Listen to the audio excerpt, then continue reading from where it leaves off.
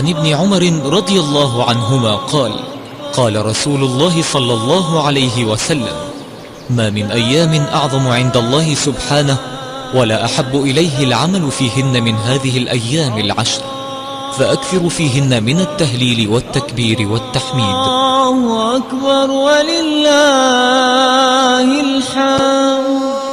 الله أكبر الله أكبر الله أكبر، لا إله إلا الله.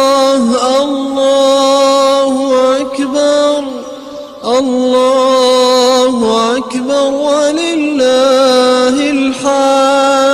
الله أكبر الله أكبر الله أكبر، لا إله إلا الله.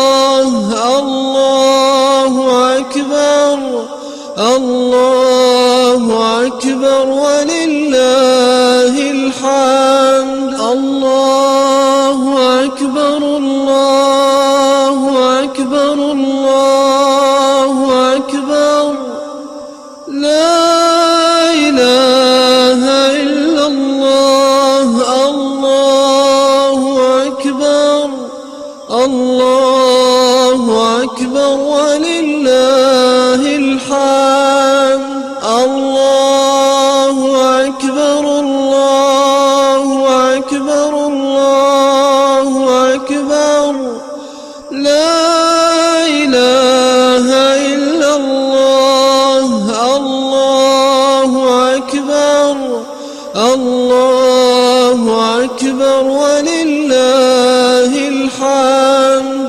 الله. قال البخاري: كان ابن عمر وأبو هريرة يخرجان إلى السوق في أيام العشر فيكبران ويكبر الناس بتكبيرهما. وروى إسحاق رحمه الله عن فقهاء التابعين رحمهم الله أنهم كانوا يقولون في أيام العشر: الله أكبر الله أكبر، لا إله إلا الله، والله أكبر الله أكبر، ولله الحمد. ويستحب رفع الصوت بالتكبير في الأسواق والدور والطرق والمساجد. الله الله أكبر الله أكبر.